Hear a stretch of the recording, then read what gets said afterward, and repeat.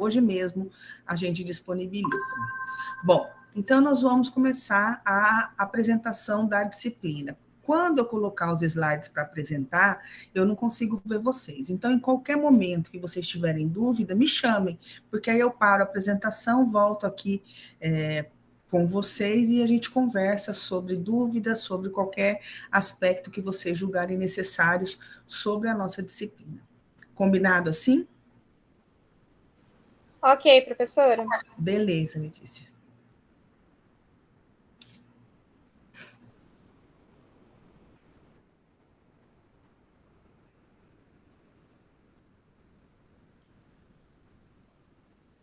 Vocês já conseguem ver o slide? Sim. Tá, obrigada. Bom, então, nossa disciplina se chama Genética Básica, né? Eu sou a professora dela, ela tem uma carga horária de 60 horas e ela é uma disciplina obrigatória no curso de biologia, né? Então, não tem jeito, nós temos que passar por ela. Ela é, na verdade, uma das maravilhas da biologia, né? Então, a gente passa com alegria, com satisfação por ela.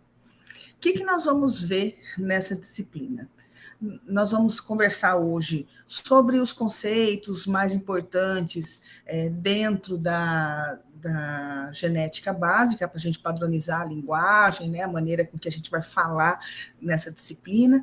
Já na próxima aula a gente começa com as leis de Mendel e junto o neomendelismo, que são as variações das leis de Mendel, né? Nós vamos falar de fenótipo, que é a importância do ambiente na expressão gênica, teoria cromossômica da herança ligada ao sexo, linkage e crossing over, mapeamento cromossômico, tudo isso são genes ligados. E nós terminamos com noções de citogenética e alterações estruturais e numéricas dos cromossomos. Então, são esses os conteúdos que a gente vai trabalhar nessa nossa disciplina agora. Tudo está no plano de ensino, né? O plano de ensino está disponível no SIGA-A, e à medida que a gente vai preparando as aulas na semana, nós vamos colocando vídeos extras, que são outras pessoas falando do mesmo assunto que a gente vai tratar na aula. Outras pessoas falando nos dá a oportunidade de observar outros métodos, outros enfoques, outras maneiras de falar de um mesmo assunto, que pode ajudar a compreensão do tema. É preciso que vocês acessem, dêem uma olhadinha. Geralmente são vídeos curtos, de 10 minutos, com rara exceção. Talvez, uma ou outra vez, a gente precisa de um vídeo mais longo de outras pessoas, mas geralmente tem 10 minutos no máximo. Bom, as aulas serão online, né? As aulas são síncronas, realizadas na plataforma Google. Elas serão da maneira que a gente pode fazer, que são aulas expositivas e dialogadas, e a gente sempre vai estar pedindo que vocês participem dessas aulas, né? Com suas observações, com as suas dúvidas, com as suas contribuições. As nossas aulas serão semanais, tá? Elas vão ser gravadas e estarão disponíveis no mesmo dia, já no SIGA-A, para quem perdeu ou quem quer rever alguma coisa, poder acessar. Né? Além das nossas aulas gravadas, a gente vai ter outras coisas de apoio, ou texto, ou vídeo, que a gente achar aí que seja importante para o aprendizado de vocês, que possam contribuir com esse aprendizado. Nós teremos 3 avaliações. Uma primeira avaliação, uma prova com a primeira lei de Mendel e o neomendelismo, ou seja, suas variações. Uma segunda prova, que é a segunda lei de Mendel e suas variações. A gente pode realizar essas provas em duplas, né? Vocês é que definem aí com quem você quer fazer essa prova. Essas provas são diferentes de dupla para dupla, né? Porque a gente gostaria que todos tivessem a experiência de testar o seu conhecimento, de aplicar aquilo que aprendeu nos exercícios, né? E se a gente não fizer isso, acaba uma única pessoa fazendo a prova, uma ou duas, e passando o resultado para as demais. A gente não quer isso, porque a disciplina é uma oportunidade para todos testarem o seu conhecimento e o seu aprendizado. E, por último, essa é uma produção de material didático. Nós vamos passar para vocês um cariótipo, vocês vão montar esse cariótipo. Depois que vocês montarem, vocês vão dar o diagnóstico de qual síndrome o seu paciente tem, né, por essa montagem de cariótipo. Todos os cariótipos serão relacionados a uma alteração numérica ou estrutural do cromossomo, uma síndrome. E aí vocês vão produzir um material didático falando desta síndrome.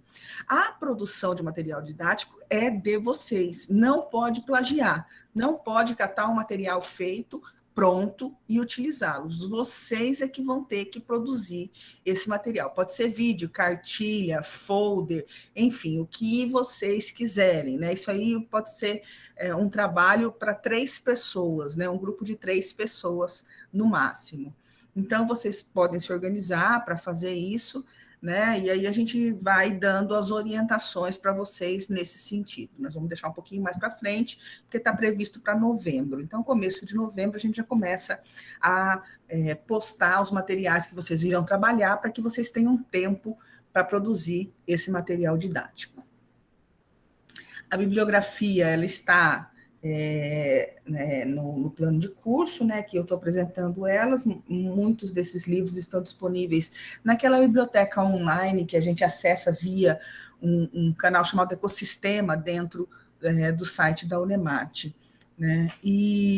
Mas a genética básica, ela é um clássico dentro da biologia. Então, vocês vão encontrar muito material na internet, né? Principalmente exercícios resolvidos, explicações, mesmo porque ela está no ensino médio. Então, tem muita coisa produzida que é de fácil acesso, que vocês podem acessar para poder entender melhor, tá?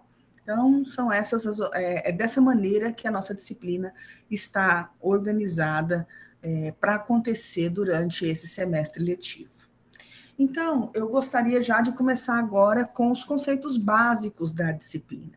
Para que a gente comece essa disciplina, a gente precisa entender o que é genética básica, o que a genética básica vai estudar. Para isso, eu gostaria que vocês olhassem essas imagens. E aí, eu gostaria de que vocês me dissessem o que é que vem na cabeça de vocês quando vocês olham imagens como essa. O que vocês estão vendo, o que chama atenção, o que destaca para vocês aqui.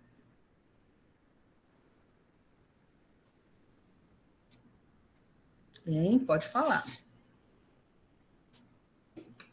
Nada destaca, nada chama atenção?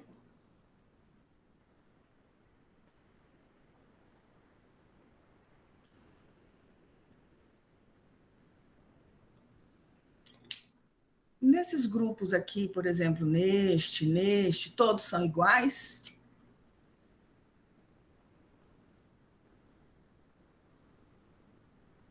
Nossa senhora, vai ser difícil a disciplina, hein? Professora, para mim, o que ficou evidenciado é a comparação das características fenótipicas, né? Em alguns grupos, mostra a diferença entre cada pessoa ou entre cada cachorro, e ali no caso de gêmeas, que aparentemente são idênticas, e de cachorrinhos que são aparentemente da mesma ninhada, que são iguais. Quer dizer, bem semelhantes. Isso, é exatamente isso que essa imagem tem que despertar em vocês. 3 fatores. Primeiro, que vocês separam essas imagens em 2 grupos, que são visíveis, cachorro e gente. Alguém tem dúvida disso? Então, vocês estão vendo 2 grupos distintos. Dentro desses 2 grupos distintos, nós temos um grupo com diversidade, que são pessoas diferentes, e um outro grupo também com diversidade, que são cachorros diferentes, e nós temos grupos com semelhança, nesse caso são gêmeas, nesse caso de cachorros de uma mesma ninhada, né? Então, são bastante semelhantes aqui as gêmeas, mas ainda assim a gente tem diversidade. Então, a genética básica, ela vai estudar basicamente isso. Quando a gente trata de espécie, nós somos todos iguais, por isso que a gente foi separado em espécie. Aqui, alguém tem dúvida que não exista um Homo sapiens? Ou aqui, alguém tem dúvida que não exista um canis doméstico? né? Não há dúvida nisso, porque existem características que são comuns à espécie inteira. Não interessa de onde você veio, da onde esse indivíduo dessa espécie nasceu, existem características que são próprias dela e que separam todos aqueles que têm essas características semelhantes, né, num grupo. Mas, embora exista essa diversidade dentro da espécie, existem também semelhanças, né, que agrupam ainda mais esses indivíduos, né, mais próximos, aproximam mais esses indivíduos. Então, a genética básica, ela vai estudar isso, né? Quais são as causas dessas semelhanças e quais são as causas dessas variações, né? Então, existe uma variação que nos separam de outras espécies e que separam as outras espécies uma das outras. Aqui eu não tenho dúvida que isso seja gata e que gata é diferente de joaninha e que joaninha é diferente de milho, embora sejam bolinhas, né? Então eu não tenho dúvida dessas diferenças, dessas espécies, né? Então isso é uma variação que a gente chama de entre espécie ou variação entre as espécies. E, embora exista essa variação que é gritante entre as espécies, existem variações sutis dentro das espécies. Olha só, esses gatinhos são diferentes. Até as joaninhas, elas são diferentes, mesmo sendo a mesma espécie. E o milho também. Todo milho é uma mesma espécie, mas você vai ter milho de pipoca, milho verde, outros tipos de milho, né? Milho de consumo em casa, enfim. Você vai ter diferentes tipos de milho. Essa variação que a gente encontra dentro da espécie é chamada de variação intraespecífica. E ela é um fenômeno que é comum na natureza. É o que a gente chama de variabilidade da espécie. Essa variabilidade da espécie, ela tem suas causas. As causas podem ser ambientais, né? O ambiente influencia isso. As causas dessa variabilidade existir entre a espécie é da evolução, que criou a reprodução sexuada, né? Indivíduos que se reproduzem assexuadamente, eles são idênticos àquele que lhe deu origem. Quando nós passamos para a reprodução sexuada, quando surgiu na evolução a reprodução sexuada, a variabilidade aumentou, porque eu estou usando gametas de um indivíduo e gametas de um outro indivíduo, né? Então, só isso, dois indivíduos unindo seu material genético já garante uma variabilidade maior do que aquele que tinha a reprodução assexuada, que vinha de um único indivíduo. E essa variabilidade é o efeito genético sobre essas características hereditárias que são herdadas através da reprodução sexuada, né? Então, esses três fatores é que nós vamos estudar dentro desta variabilidade genética que existe dentro da espécie, né? Então, nós vamos nos dedicar agora, dentro da genética, aos fatores, aos caracteres hereditários. Como é que esses caracteres hereditários são passados de uma geração para outra? Aqui na genética básica, nós vamos olhar esta variabilidade no nível do indivíduo, né? Então, dois indivíduos vão ter um filho, né? E aí, como é que a gente pode prever o que é que vai nascer desta combinação genética desses dois indivíduos, né? Que pode ser plantas, animais ou nós mesmos. O fator ambiental, ele tem uma ação importante dentro dessa variabilidade, né? Só a genética, ela não é responsável por toda a variabilidade que a gente vê. Existem características que são altamente influenciadas pelo ambiente, mas existem outras características que o ambiente não tem nenhuma ação sobre ela, né? Então, olha só, essa aqui é uma flor chamada hortênsia. Eu acho que muitos de vocês já viram em algum local. Ela é de clima mais temperado, mas aqui no Mato Grosso existe gente que cultiva hortênsia também. E a hortênsia, ela tem um padrão de cor que vai de um arroxeado, né, até um branco, né? Mas as predominantes é roxa, esse vinho aqui, e esse azul arroxeado, né? Então, os padrões são grandes. Mas tem ela ficando um pouquinho mais rosa claro, até branco, né? essa variação, ela não é genética, em termos de que esta daqui sempre dará filhos vinho, e essa daqui sempre dará filhos azuis arroxeados. Não, não é nesse nível. Todas elas podem ter eu posso ter um clone dessa, e ainda assim a planta ficar desta outra cor aqui.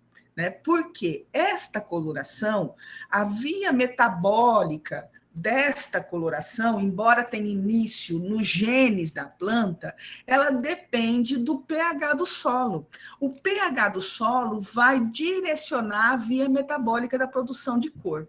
Em solos ácidos, as hortênsias vão ser azuis.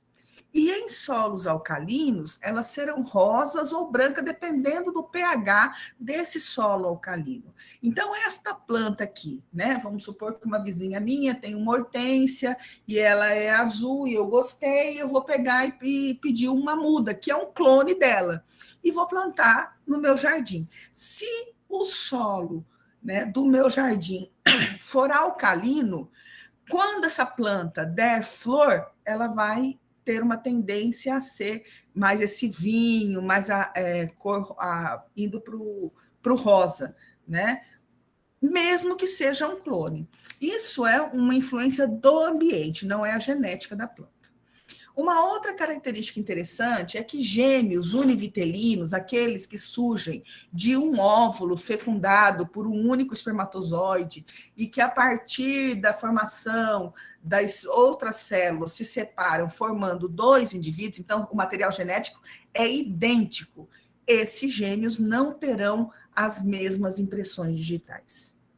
Mas ele fala, mas não são idênticos, o material genético não é o mesmo, não foi originado da fecundação de um óvulo com um espermatozoide? Foi.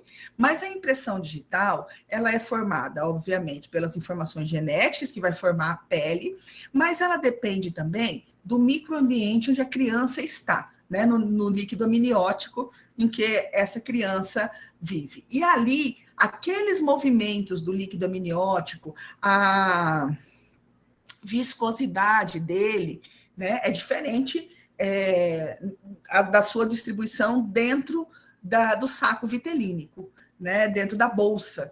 Então, existe essa diferença. E essa diferença, o tipo de movimento que é feito ali, proporciona a formação de impressão digital diferente em gêmeos univitelinos. Então, é o ambiente que está agindo, mesmo que esse ambiente seja um ambiente bastante limitado, que é uma bolsa amniótica, né? Mas ainda assim existe influência e ele forma impressões digitais diferentes em gêmeos univitelinos. Então, vocês percebam que são características altamente influenciadas pelo meio ambiente. Isso envolve, por exemplo, altura, peso, inteligência, mesmo que as pessoas, por exemplo, tenham uma genética para ser muito magra, se ela receber uma alimentação errada desde a primeira infância, ela vai alcançar um limite e vai desenvolver um peso que é o limite da genética dele. Em vez de ele ficar magro, ele não vai ficar obeso, ele pode ficar obeso até, inclusive, mesmo que a genética seja para magro,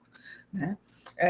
A mesma coisa de pessoas obesas, que tem uma tendência genética à obesidade, mas que se cuida da sua alimentação, faz atividade física, essas pessoas conseguem controlar a obesidade. Inteligência é a mesma coisa, mesmo que a genética influencie para que a pessoa seja inteligente, se ela não tiver os estímulos adequados, essa inteligência não vai desenvolver o seu potencial, né? Então, esses são fatores influenciados pela genética, mas existem pelo ambiente, fatores genéticos que são influenciados pelo ambiente. Mas existem outras características genéticas em que o ambiente não atua. Por exemplo, o tipo sanguíneo.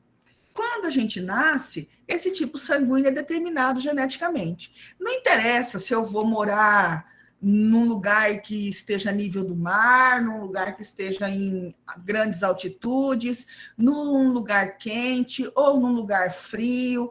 Meu tipo sanguíneo, se eu me alimentar bem ou se eu me alimentar mal, se eu for estimulada ou se eu não for, meu tipo sanguíneo vai permanecer o mesmo de quando eu fui gerada até a minha morte. Né? A não ser que eu faça um transplante de medula, aí pode dar uma modificação aí em algumas tipagens sanguíneas. Mas, fora isso, eu não tenho essa característica, ela não é influenciada pelo ambiente, né? Então, nós vamos ter características genéticas altamente influenciadas e outras características que o ambiente não vai exercer nenhuma influência. Quem garante, além do ambiente, essa variabilidade, como eu disse, é a reprodução sexuada. Porque a reprodução sexuada, ela traz informações genéticas de um genitor e informações genéticas de outro genitor. Então, são duas famílias diferentes, com histórico genético diferente, para formar um novo indivíduo. Então, isso garante uma variabilidade, porque a reprodução sexuada permite que cada indivíduo herde dos seus progenitores uma combinação única de genes, né? Então, mesmo que eu tenha irmãos que podem ser muito parecidos comigo, ainda assim haverá variabilidade, porque a separação dos cromossomos na formação dos gametas, ela é aleatória. E aí essa combinação se torna única na minha formação, por mais parecido que eu possa ser com os meus irmãos. Aqui mostrando, né, que essa formação de gametas se dá pela meiose. Então, aqui nós temos um espermatócito de primeira ordem, que é uma célula 2N, ele entra na primeira divisão meiótica. Então, quem esqueceu como é a meiose, por favor, dê uma olhada, que é importante, né? Então, entra na primeira divisão meiótica, formando os espermatócitos de segunda ordem. Aqui ocorre a separação dos cromossomos homólogos, então um cromossomo 1 vai para uma célula, o outro cromossomo 1 vai para outra célula. Um cromossomo 2 vai para esta célula aqui, o outro para outra. E assim acontece com todos os cromossomos do par, de maneira em que eu formo uma célula haploide aqui no espermatócito 2, né? Então, aqui tinha um par de cada cromossomo nosso, aqui tem um representante de cada par de um cromossomo nosso, o outro está aqui na outra célula. Depois disso, ela entra em meiose 2, aí separa as cromátides irmãs. Então, fica um filamento do cromossomo número 1 aqui, um filamento do cromossomo número 1 nesta outra célula. O segundo espermatócito 2, né, que também entrou em meiose, vai formar aqui uma célula com uma cromátide do cromossomo 1 e o outro a outra cromátide, né? Agora nós temos 4 células haploides chamado espermátides. E as espermátides agora ocorre uma modificação apenas na forma para formar os espermatozoides, que são células haploides carregando a informação genética de um cromossomo de cada representante de todos os cromossomos de uma célula diploide que nós temos, né? Com óvulo é a mesma coisa, né? Então, nós partimos, quase a mesma coisa, nós partimos de um ovócito 1 aqui nos mamíferos, né? na nossa espécie, praticamente. Então, nós temos um ovócito 1, que é uma célula diploide, passa pela primeira meiose, que separa os cromossomos homólogos, formando um ovócito 2, que é viável, e um corpúsculo polar, que é uma célula inviável, não será fecundada e vai desaparecer. Esse ovócito 2, ele também vai entrar na segunda divisão meiótica, formando um oócito e outro corpúsculo polar, que também não é viável. Esse corpúsculo polar também se divide, então agora tem uma célula viável e 3 corpúsculos polares. Esses corpúsculos polares irão desaparecer e a única célula viável vai ser o óvulo, também haploide, né? Então aqui também eu tenho um representante de cada cromossomo diploide meu, né? De cada par diploide meu. Então, se eu tenho uma célula N e outra célula N, ou seja, com metade do número dos cromossomos que eu tenho, quando houver a fecundação, eu restabeleço a célula diploide, né? Agora, ele não tem mais um número 1, um número 2, tem 2 cromossomos número 1, 2 cromossomos número 2, e assim sucessivamente, formando o zigoto, que é a primeira célula diploide do organismo. A partir daí, essa célula vai se dividir por mitose, não é mais por meiose, porque a meiose é reducional. Então, agora, todas as nossas células precisam conservar esse número de 23 pares de cromossomos, e não 23 cromossomos, como eram as células diploides. Então, agora precisa todo mundo ficar com um parzinho e aí entra a divisão da mitose, né? Aqui só mostrando o momento da fecundação. Então, aqui é a primeira célula do zigoto, né, que restabeleceu o número diploide de cromossomos. A partir daqui, ele divide por mitose até constituir todo o corpo do embrião. Se alguém tiver dúvida, por favor, me interrompa, né? Pergunta. Isso aqui é só uma reprise do que vocês já viram em algum momento do curso de biologia. E então, agora, a gente entra no terceiro fator da variabilidade, que são as características hereditárias, né? Então, os caracteres hereditários são o conjunto de características que são transmitidas de pais para filho nesse processo de fecundação. Né? Esses caracteres hereditários são de dois grandes grupos, né? Os caracteres hereditários específicos, então, quando ocorre a fecundação, os pais passam para os seus filhos um conjunto característico que é comum àquela espécie, que todo mundo vai ter, independente da sua origem familiar, então, todas aquelas características que são comuns à espécie. Aqui, vocês estão vendo que são cavalos. E vocês identificam que são cavalos, por mais diferentes que eles possam parecer, porque existem características que são comuns a cavalo. Ninguém vai chamar isso de boi, ninguém vai chamar isso de zebra. Por mais pintadinho que esse cavalo seja, ninguém confunde ele com um cachorro dálmata, né? Então, são características que são específicas para essa espécie. E além das características que são específicas, tem aquelas características que são familiares, né? Que aproximam muito mais o indivíduo dos seus familiares, que são características da família que são transmitidos para ele e que pode ser diferente de outros, né? Então, essas características aqui são que destaca nesse cavalo que é todo pintadinho, são próprios da linhagem da família dele, que é diferente desse cavalo todo preto, né? Que é outras características de linhagem familiar, né? Então, são essas características hereditárias, individuais, familiares, que nos permite diferenciar um indivíduo de outro indivíduo. Então, se a gente olhar para a carinha de vocês, vocês têm características próprias de vocês que o distinguem do seu colega de sala. Né? Então, essas são as características familiares. E o mecanismo segundo o qual se transmite essas características de geração para geração constitui a hereditariedade e é o objetivo da nossa disciplina, entender como essas características são transmitidas ao longo da geração. São características que são previsíveis, a gente consegue prever o que é que pode acontecer nas próximas gerações. E isso porque existe toda uma teoria cromossômica, né, que a gente já estudou lá na genética molecular, na biologia molecular, que mostra como, em que lugar está depositado essas características hereditárias e como ela forma a estrutura que irá ser transmitida para as próximas gerações, né? Então, as características hereditárias, elas estão armazenadas no DNA. O DNA é uma molécula que tem a capacidade de se replicar, de se duplicar, por isso que os cromossomos têm duas cromátides, que é o momento em que esta informação, esse DNA se duplica, ele forma uma nova cromátide com base nas informações desta primeira cromátide, né? Depois desse fenômeno de replicação, os genes que estão presentes nesse DNA são transcritos em RNA mensageiro. Nos eucariotos, eles saem do núcleo, esse RNA mensageiro é processado, sai do núcleo e vai para o citoplasma. E lá no citoplasma existem estruturas chamadas ribossômicas, ribossomos, que vão ler essa informação que está transcrita no RNA mensageiro, nos milhares de RNAs mensageiros que são formados diariamente nas nossas células, e vão ser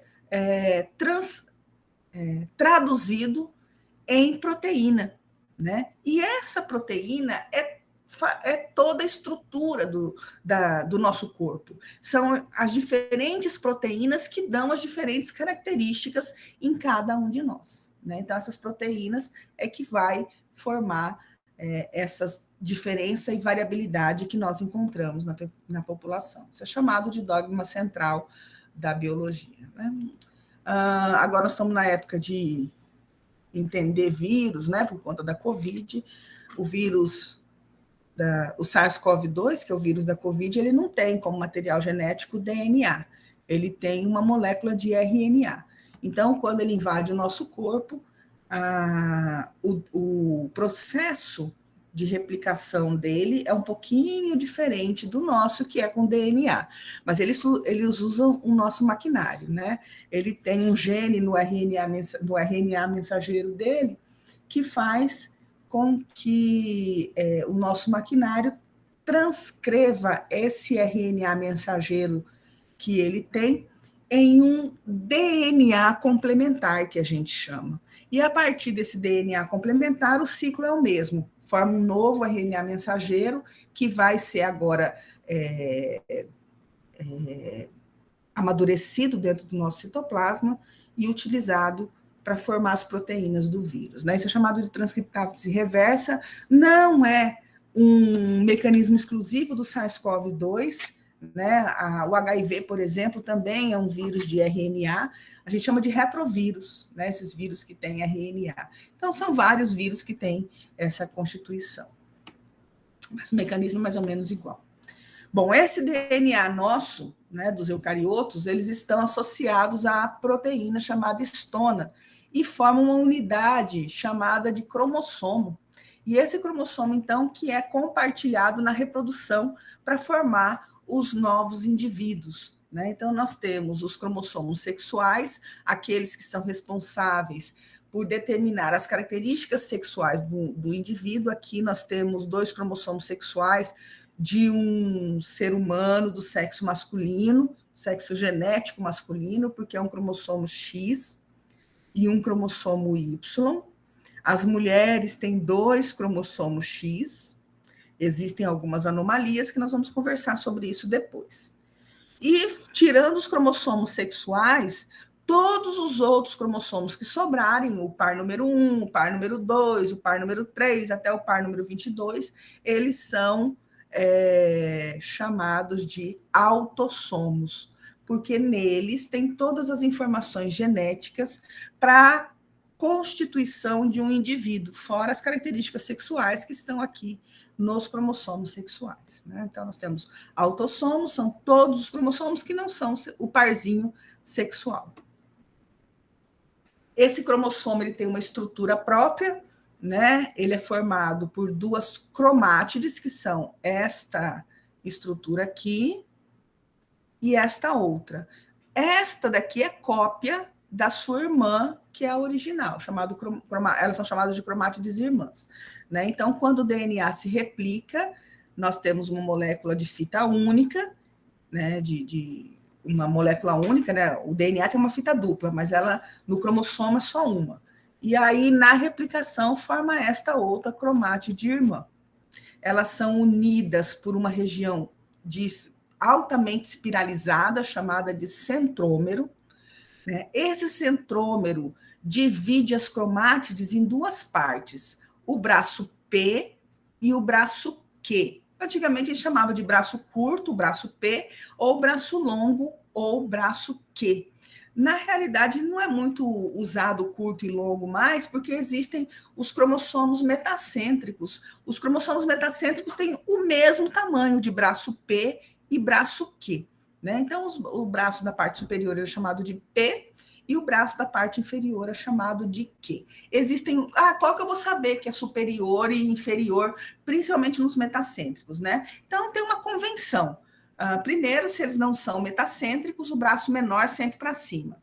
Quando eles são metacêntricos, os nossos cromossomos já foram bandeados, então a gente tem um padrão de bandas que determina essa é a parte superior, essa é a parte inferior. Foi convencionado que essas bandas ficam para cima, a parte que tem essas bandas tal aqui fica para cima e a parte dessas outras bandas ficam para baixo. Né? Nós vamos ver isso melhor quando a gente for estudar os cariótipos.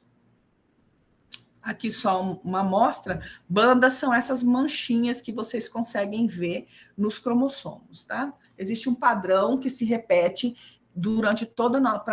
todos os indivíduos da nossa espécie, que é um padrão de bandas diferente de outras espécies. Essas bandas são geradas por regiões que ficam espiralizadas, muito, muito, muito mais espiralizada do que qualquer outra parte do cromossomo. Quanto mais espiralizada, mais escuro fica. Isso é uma coloração com um corante chamado Giemsa. E essas bandas são padrões. Todos nós temos esses padrõezinhos de bandas. Se não tivermos, tem alguma coisinha errada com o nosso cromossomo. É por aí que a gente determina se o cromossomo perdeu um pedacinho, se ele está completo, se tem um cromossomo a mais ou a menos, por este padrão de banda. E aqui nós temos 2 cariótipos. Um masculino, porque tem um cromossomo X e um Y, e um feminino, porque tem 2 cromossomos X. Alguém pode olhar assim, mas professor, eles estão um pouquinho diferentes, esses cromossomos masculinos estão mais compridinhos do que estes cromossomos femininos. É porque a gente para a divisão celular, a mitose, né? A gente usa geralmente células sanguíneas, as células dos glóbulos brancos, para a gente poder fazer esse cariótipo, e a gente para numa fase chamada metáfase, que é onde os cromossomos estão mais espiralizados, bem no meio da célula, durante a mitose. Só que a metáfase ela tem várias etapas, né? Mais tardia, mais no início. Então, dependendo de como a gente vai pegar essa metáfase, uns cromossomos vão estar mais. Eu gosto mais assim, eu acho que ele fica mais bonitinho assim. Mas aqui nesse a gente consegue ver melhor as bandas ficam um pouquinho mais separadas, né? Então, depende de quem for analisar e vai pegar um pouquinho mais tardia, um pouquinho mais cedo o cromossomo na metáfase, né? E todas as espécies é possível, né, em todos os eucariotos, são possíveis a gente determinar o cariótipo. E esse cariótipo vai diferenciar muito de número. Deixa eu voltar aqui, só um pouquinho que eu esqueci de falar. Aqui um cariótipo feminino, percebam que nós temos 22 pares, tanto no masculino como no feminino, e um par sexual. Então, no total, são 23 pares de cromossomos. Nos homens, XY, na mulher, XX. Então, esse é o número da nossa espécie. Ele é um número constante. Qualquer alteração nesse número ou na forma dos cromossomos, a gente tem uma anomalia para o indivíduo. Outras espécies também são organizadas. A gente pode organizar o cariótipo delas e o número vai variar muito.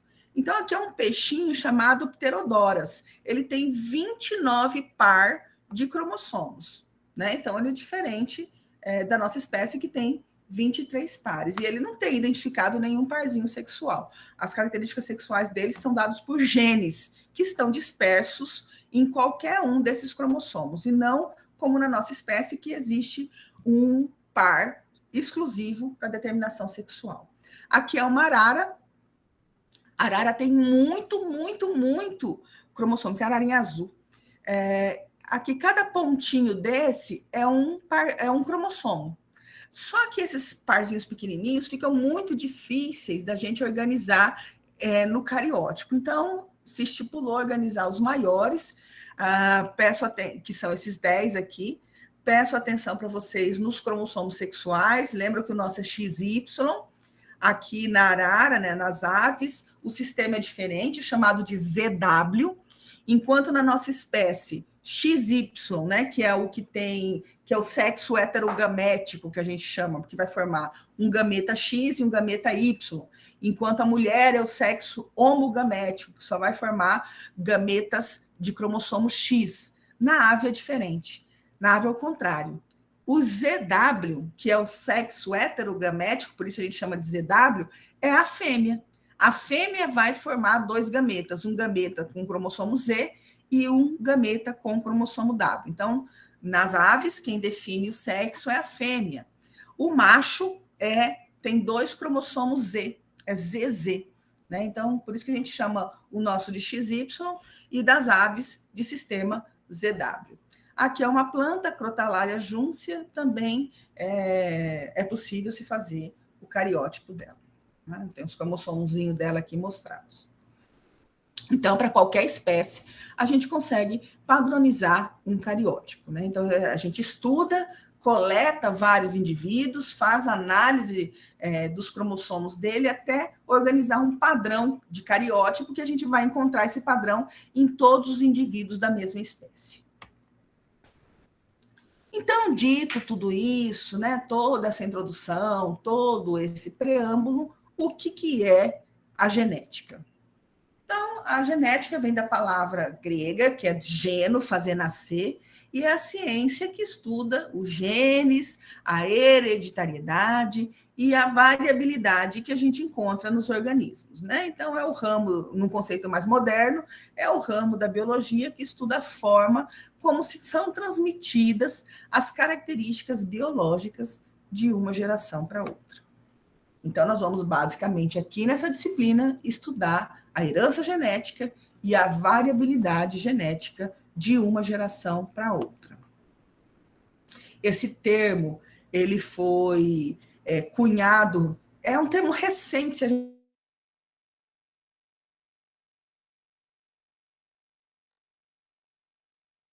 numa carta de William Baxton para Alan Sedgwick. Então, percebam que não foi Mendel, que é o pai da genética, que criou esse nome. Mendel fez os experimentos deles em 1600 e lá vai fumaça. O termo só foi cunhado em 1900, né? Quase 60 anos aí depois. No início, né, dos anos de 1900. A genética clássica, a genética era dividida em genética clássica e genética moderna. A genética clássica é toda aquela baseada em Mendel. Mesmo a genética de populações, a população que a gente estuda tem a distribuição das características hereditárias usando os princípios de Mendel. A gente só estuda genética de populações dentro de populações mendelianas, que a gente chama, né? Ou seja, só são estudadas dentro da genética de população essas características que seguem a distribuição encontrada por Mendel. E a genética moderna, que é a genética mais recente, que é toda aquela baseada no DNA, né? Que foi descrito por Watson e Crick em 1953. Então, toda a genética ela parte desses dois ramos, ou da clássica ou da moderna. Então, vamos falar um pouquinho de quem hoje é considerado o pai da genética. É chamado de Gregor Mendel, ele foi um monge austríaco, ele vinha de uma família muito pobre, ele não tinha vocação nenhuma para ser monge, para falar a verdade.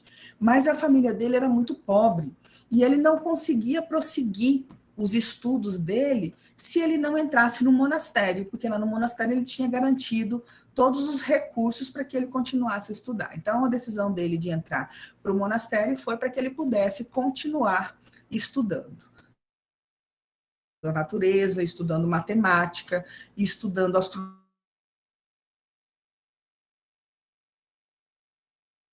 Vários trabalhos para entender como eram transmitidas características hereditárias.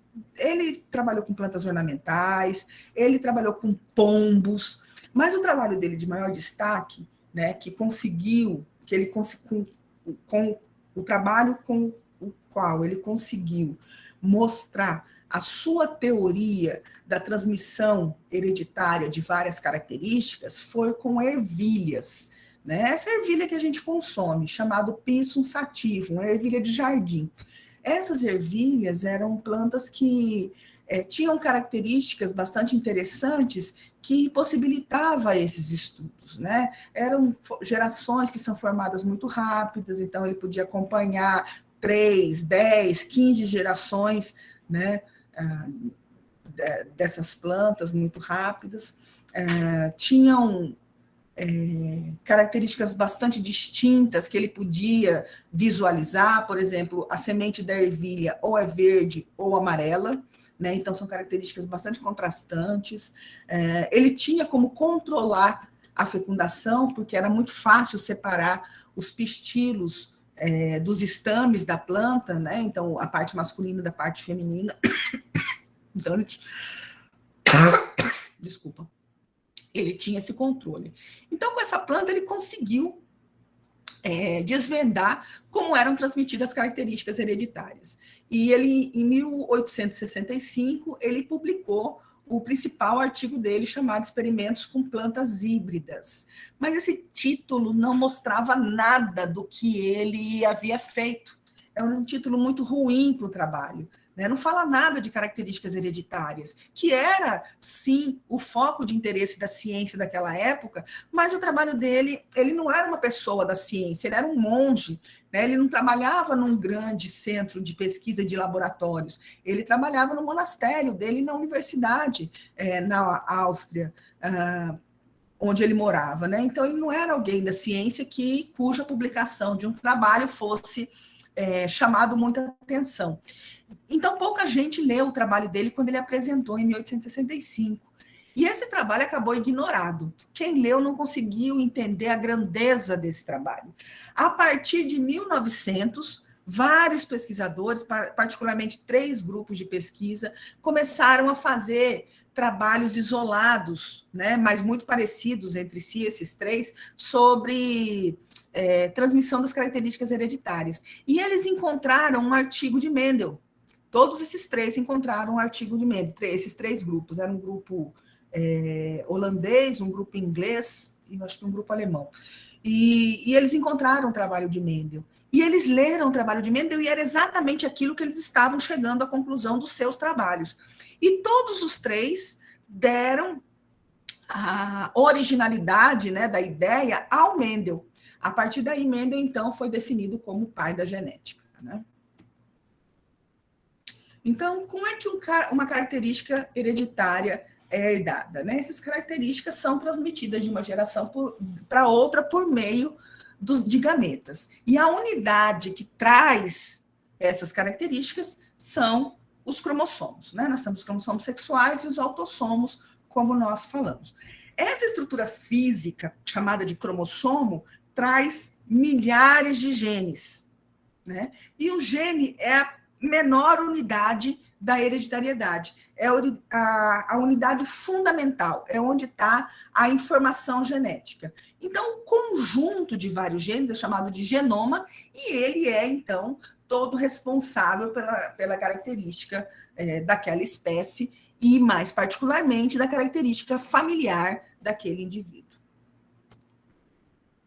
Esses genes, então, expressam um produto funcional, que pode ser uma enzima, uma proteína, um RNA, um novo RNA, e aí, a partir daí, esses componentes aqui vai formar as características dos indivíduos através de diferentes vias metabólicas. O gene o gene é a unidade hereditária, mas o cromossomo é que nós vamos estar olhando mais detalhadamente agora, porque o gene vocês já viram na biologia molecular, né? Lá na biologia molecular vocês estudaram o gene mais detalhadamente. Então, o parzinho de cromossomo aqui está representado por uma única cromátide, então significa que a célula ainda não entrou na fase de divisão na fase de cópia do DNA, né? Então só está com uma cromátidezinha. Então, aqui nós temos um parzinho de cromossomos, um par de cromossomos chamados, que a gente chama de cromossomos homólogos. Pode ser o par número 1, pode ser o par número 2, é o par. Né? Só não é o par XY porque o Y é pequenininho. Pode ser o par de cromossomo X de uma mulher. Né? Então, esses cromossomos, eles têm regiões que são homólogas. Pode não ser exatamente igual. Mas, por exemplo, se eu tenho nessa região marcadinha aqui, neste cromossomo de vermelho, o local onde define o grupo sanguíneo, nesse outro cromossomo homólogo, o mesmo lugar define o grupo sanguíneo. E isso aqui pode ser o meu cromossomo, pode ser o seu, ou do seu vizinho, ou do seu parente, ou de alguém lá na China, ou de alguém lá nos Estados Unidos. Nesta mesma região, deste mesmo cromossomo, se for o par número 1, está localizado o gene que define o tipo de sistema sanguíneo. O local em que esse gene está, e que é comum a todos nós, é chamado de locus. Então, locus é a casa do gene. É onde o lugar que o gene ocupa no cromossomo. Né? Então, um cromossomo tem vários locus, porque ele tem vários genes. Aqui, nós vamos mostrar mais detalhadamente esses locus. Então, nesse primeiro locus aqui, nós temos o gene P. E esse gene P, ele tem aqui, cada forma do gene P é chamado de alelo. Aqui nós temos 2 alelos dominantes, Pzão e Pzão. Então, a gente, como são iguais, a gente chama de alelos homozigotos. E como a letra está maiúscula, significa que ele é dominante, que ele sozinho, não precisa do parzinho dele, sozinho ele já expressa a característica, né? A gente chama eles de par de alelo dominante e homozigoto, porque são iguaizinhos, Pzão e Pzão. Nesse outro locus aqui, o gene é o A, né, que dá uma outra característica diferente do P. Aqui nós temos um par de alelo também homozigoto, ó, Azinho e Azinho, mas ele não está em letra maiúscula, ele está em letra minúscula. Significa que esse alelo ele é recessivo, ou seja, para determinar a sua característica, ele precisa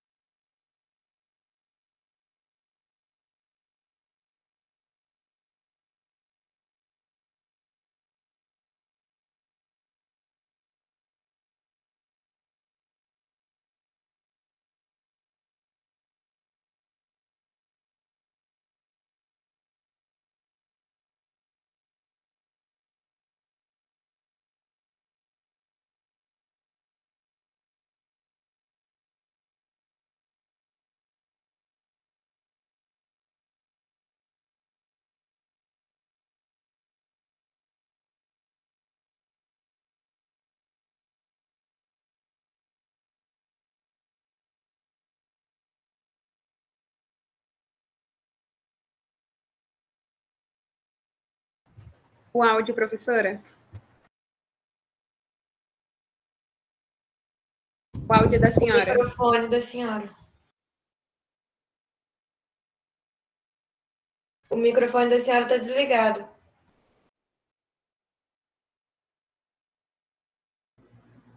Beleza, obrigada. Eu estava nessa tela quando a conexão saiu, porque chegou nessa tela o aviso para mim. Eu estava aqui ou estava nesse outro slide aqui?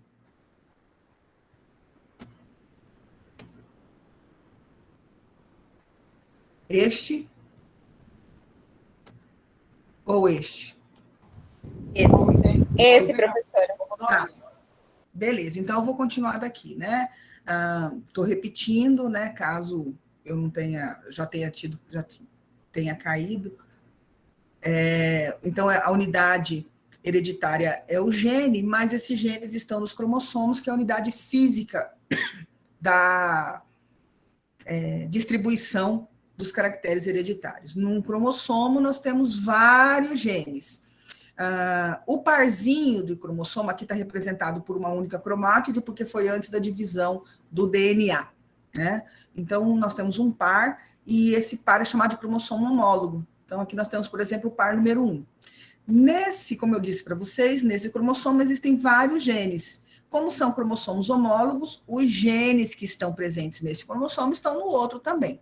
Eles não são idênticos, porque um veio do meu pai, um veio da minha mãe, e meu pai e minha mãe não são seres idênticos, né? Mas o local onde o gene está localizado, por exemplo, aqui marcado em vermelho, é o chamado de locus. Então, vamos supor que este local aqui seja o locus do gene para determinar o sistema sanguíneo ABO.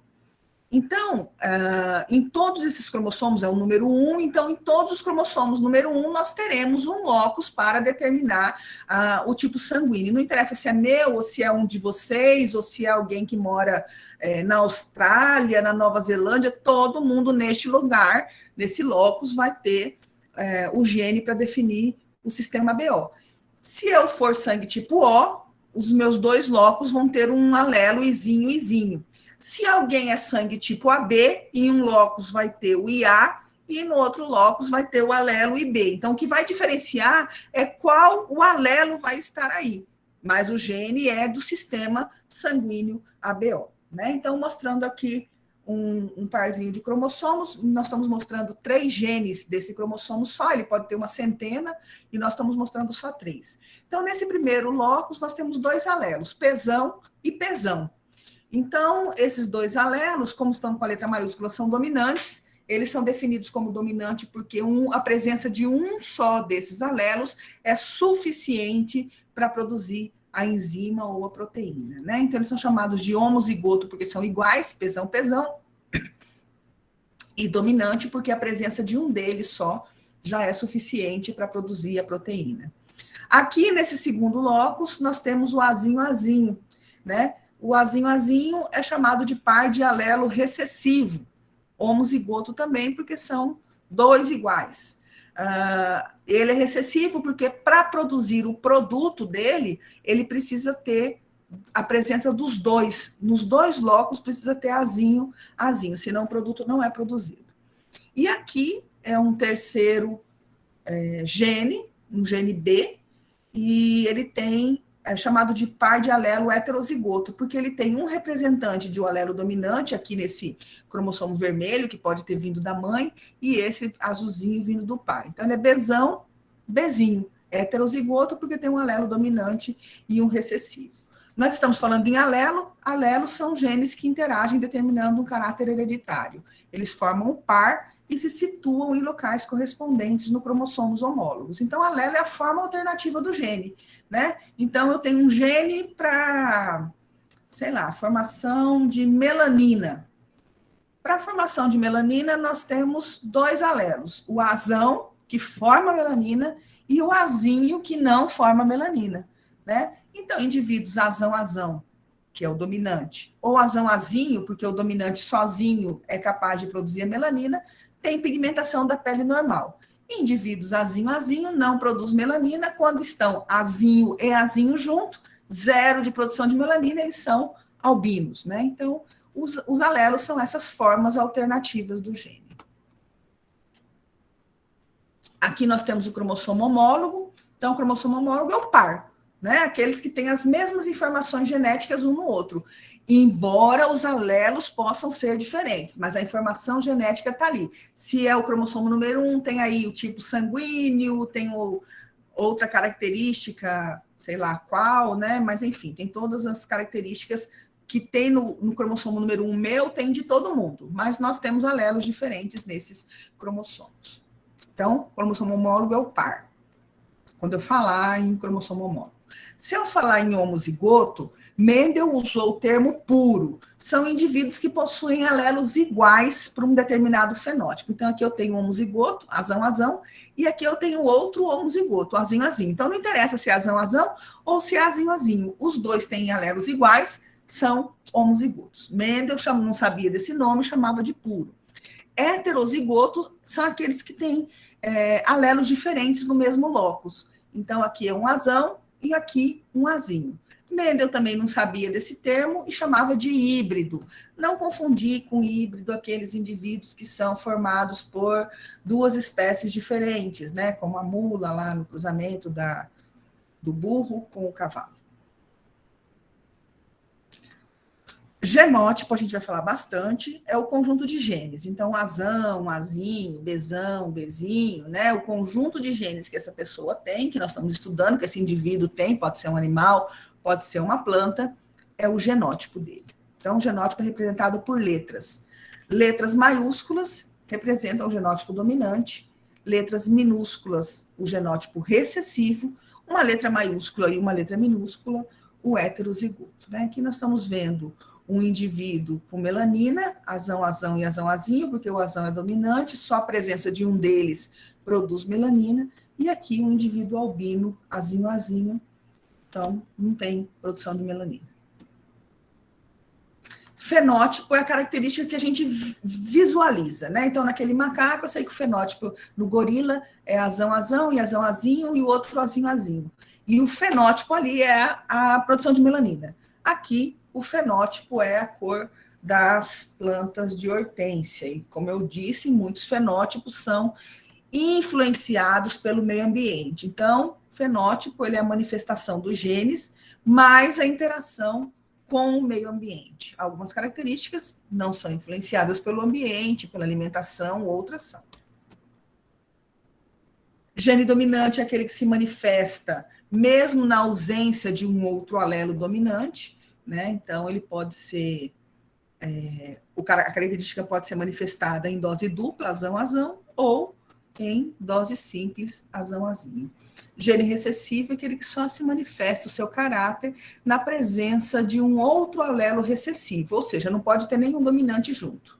Né? Então, sempre azinho, e terá um genótipo diferente daquele que é condicionado pelo alelo dominante.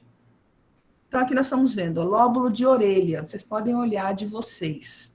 Se o lóbulo de orelha faz essa voltinha aqui, a gente chama de lóbulo de orelha livre. E é uma característica dominante. Então, vocês podem ser desão ou dezinho, dependendo dos seus pais. Este indivíduo aqui, ele não faz essa voltinha, né? O indivíduo tem a orelha já aderida aqui. Esse lóbulo, ele é aderido, ele não faz essa voltinha. Ruim para botar brinco que só. E esse é uma característica recessiva, é dezinho. Tá? Isso quando existe uma dominância completa. Às vezes, a característica não tem essa dominância completa. A gente chama ou de dominância incompleta ou de codominância. Então, quando essa dominância não é completa, o heterozigoto ele traz uma característica intermediária entre o dominante e o recessivo. Né? Então, aqui o azão, você pode perceber que é uma coloração de flor mais forte, né? Um vinho. Aqui um azinho é um rosa, que é a mistura, né, dos produtos do gene azão e do gene azinho. E aqui azinho é a coloração de branca, né? Então não tem o pigmento. Então isso é quando a dominância não é completa. E aí, para cada característica, nós vamos ter que informar se essa dominância é completa ou se ela não é completa. Então, a gente vai passar agora a chamar de dominante homozigoto para aqueles que têm alelos iguais, pode ser azão, bezão, cezão, né? Então, esses são os dominantes homozigoto, que Mendel chamava de puro, a gente já não usa mais essa nomenclatura. O heterozigoto, nós vamos chamar de heterozigoto, né? É o azão, a presença de um alelo dominante e um alelo recessivo. Mendel chamava de híbrido, a gente já não usa mais esse termo. E aqui é o recessivo, é o homozigoto recessivo, que é o Azinho, Azinho, o Bzinho, Bzinho, Czinho, Czinho, enfim, a letra minúscula, né, que só vai manifestar a sua característica se tiver 2 recessivos, ou seja, na ausência de um dominante. Muitas vezes vocês vão encontrar nos livros, né, as famílias sendo representadas por genealogias, ou seja, por símbolos, né? E esses símbolos, eles são padronizados, né? Por exemplo, o quadradinho representa o indivíduo do sexo masculino sempre, o redondinho, o indivíduo do sexo feminino. Esse losango é quando a família perde o bebê e não consegue, numa fase muito inicial, sem conseguir determinar qual era o sexo do indivíduo, né? Ou quando o indivíduo nasce com hermafroditismo verdadeiro, né? Ele tem linhagens celulares XX e linhagens celulares XY. Então, não dá para definir, você coloca esse padrão, né? Mas isso só está relacionado ao sexo genético, não está relacionado com o sexo social, não está relacionado com essas outras características. Aí volta aqui. Vai aparecer número indicando a ordem de nascimento desses filhos e também vai aparecer uns numerozinhos romanos do lado indicando qual geração a gente está falando. Quando os símbolos aparecem pintados, é que aquele indivíduo está afetado pela característica que nós estamos estudando. Se em alguns lugares você pode encontrar um heredograma, né, a gente chama de heredograma, um heredograma pintado pela metade para identificar os heterozigotos. Geralmente isso não é muito usado não, tá? Aqui é um portador de característica recessiva ligada ao X, aqui é o nascimento que você quer estudar, a gente chama de probando, é aquele que você está estudando. Indivíduos falecidos são marcados com uma barrinha. Morte pré-natal também você pinta e marca com barrinha. Aborto espontâneo, adotado para dentro da família, né? Então é com uma chave para dentro, que é um menino adotado, poderia ser uma bolinha, uma menina adotada, e adotado para fora da família, foi dado à adoção, né? Então aqui uma menina foi dada à adoção, ou um quadradinho seria um menino. Casamento, eu ligo um símbolo no outro por um risquinho. Relacionamento extraconjugal, quando origina filhos, né? Eu coloco o tracinho. Divórcio, relacionamento consanguíneo, primo que casou com primo, né? Gêmeos monozigóticos, gêmeos dizigóticos. Então, para cada tipo de característica, a gente vai montando esse nosso heredograma, né? No final, a gente vai ter mais ou menos assim. Então, aqui são as gerações, geração 1, geração 2, geração 3, geração 4. Aqui tem o indivíduo número 1, que é afetado, o indivíduo número 2 não, aqui é um homem, aqui é uma mulher, eles são casados, eles tiveram 3 filhos. A primeira é uma menina, o segundo é um menino, o terceiro é uma menina com a característica que eu estou estudando. Pode ser uma doença ou pode ser uma outra característica. Esta moça se casou com este homem número 1 aqui, e eles tiveram 3 filhos, uma menina e 2 meninos, nenhum afetado pela característica. Já o número 3 não apareceu nenhum casamento para ele, né? Ou não é relevante, ou ele não se casou. O número 4 aqui é um indivíduo que tem a característica, a moça número 4, ela tem a característica, se casou com o moço número 5.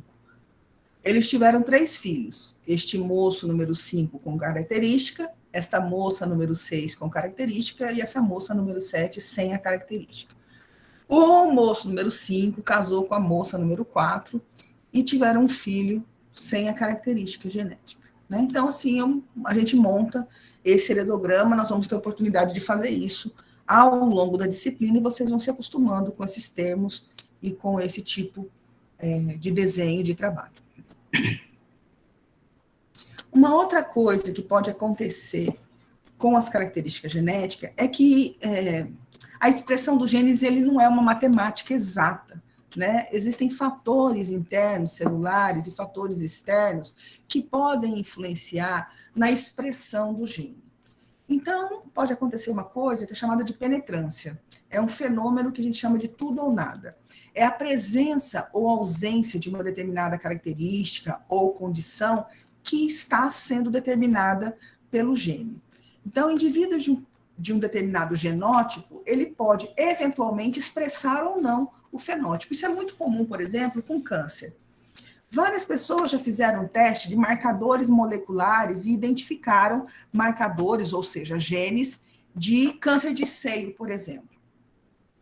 Se essa pessoa vai ou não desenvolver um câncer de seio, vai depender da expressão desse gene. Por exemplo, ela nasceu com esse gene, então ela está na faixa dos 40 anos e nunca teve câncer de seio. O gene está lá, ele não está sendo expresso, ele está desligado. Então, essa pessoa, essa mulher, ela tem um potencial de desenvolver câncer de seio. Se vai desenvolver ou não, depende desse gene se expressar ou não. Isso é chamado de penetrância. Ele vai expressar em 90% das vezes? Ele vai expressar em 80%, em 75%? Né? Depende do gene que a gente estiver estudando. Hoje já tem essa estatística de penetrância, quanto cada gene se expressa. Né? O gene pode jamais se manifestar, ou seja, ele não vai apresentar nenhuma penetrância, e, em se manifestando, poderá fazer de intensidade ou expressividade variável. Tratando de doença genética, a penetrância é um dado. Oi. Essa penetrância aí, a senhora falou sobre, quando fala sobre câncer de mama e tudo, isso também serve para diabetes, né? Também.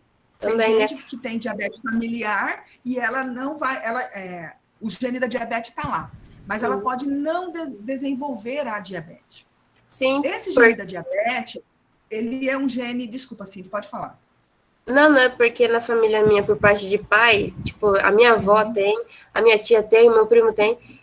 Até agora, graças a Deus, não chegou a mim. Então. E aí você pode até conversar com o médico e tal. Eu vi uma reportagem importante, a questão do ambiente na expressão desse gene.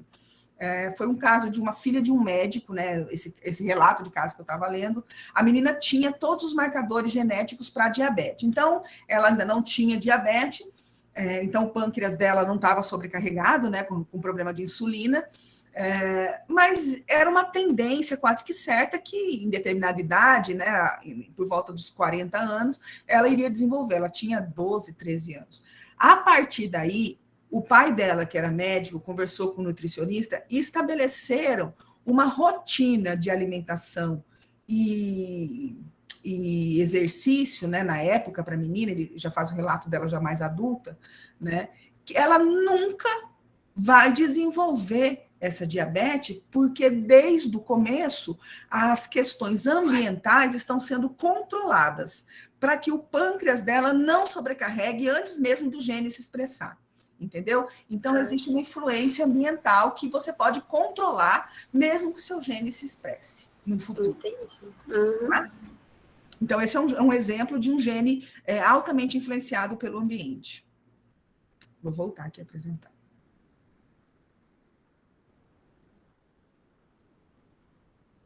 Que tem também, não podemos esquecer que tem diferentes tipos de diabetes. Tem aquela que é desde a infância, né? A menina já nasce tendo pico de glicemia, né?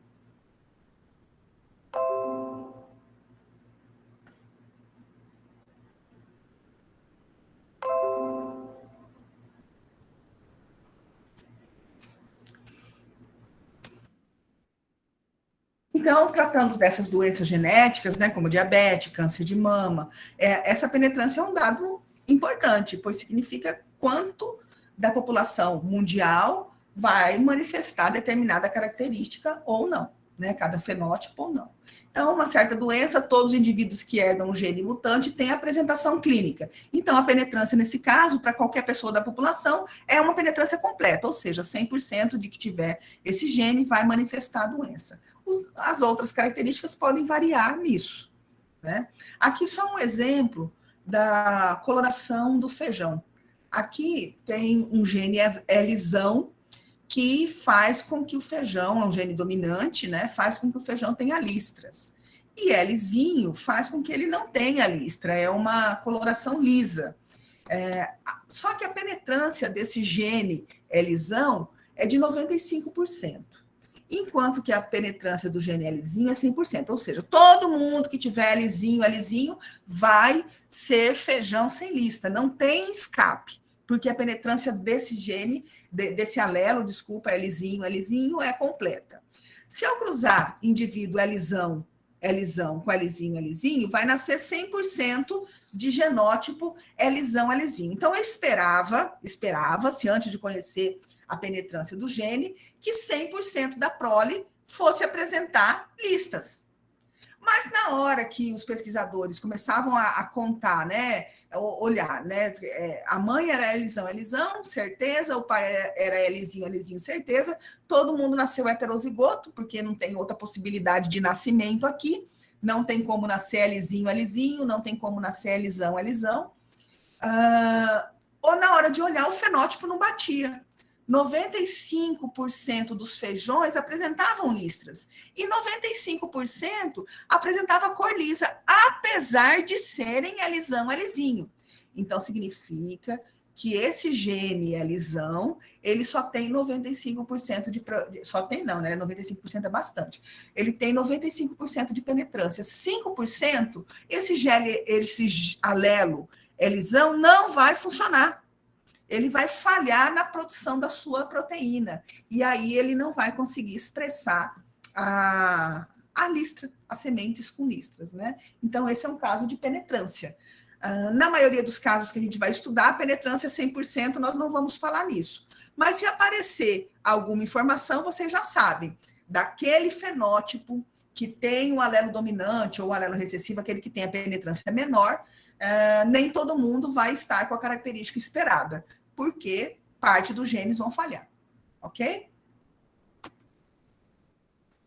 A expressão do gene, né? O gene também vai variar na sua capacidade de expressão, podendo expressar em maior ou maior grau a sua característica. Esses dois indivíduos têm um problema genético chamado de braquidactilia, que é a formação anormal dos dedos, né? A ausência de dedo. Na verdade, a braquidactilia é uma ausência de dedo. Os dois têm o mesmo genótipo, mas a expressão foi diferente, né? Então, a expressividade do gene, o grau de expressão, ela é diferente. Um outro exemplo disso é a distribuição de melanócitos em gatos. Todos os gatos que tiverem esses Szão, ele tem uma distribuição homogênea de melanócitos, ele vai ser todo pretão. Quem tiver dois alelos recessivos, Szinho, vai ter uma distribuição difusa de melanócito. Ele não vai ser todo pretão, mas vai ter manchas pretas. Então, esse aqui é um animal Szão, né? Esse aqui de cima, desculpa. Esse aqui de cima, bati a mão aqui. É um animal Szão, tem uma distribuição homogênea de melanócito, todo pretão. Esse indivíduo aqui, ele não tem essa distribuição homogênea, é difusa, né? Então, o melanócito expressou em alguns lugares e em outros não. Então, ele é um Szinho. Desculpa, ele é um Szinho. Este também é um Szinho, mas ele é diferente desse outro. Mas a distribuição é difusa. A expressão aqui foi diferente dessa. E esse também é Szinho. Ele também tem uma distribuição de melanócito difusa, mas foi diferente desse e desse outro, a expressão. Foi menor ainda a expressão nesse. Então, a expressividade pode variar numa característica.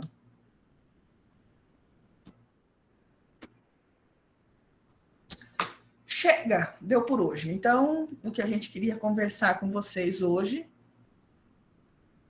é sobre essas informações. Essas informações, elas servem para padronizar a nossa linguagem ao longo da disciplina. Então, é necessário que vocês fiquem atentos a elas. Há alguma dúvida?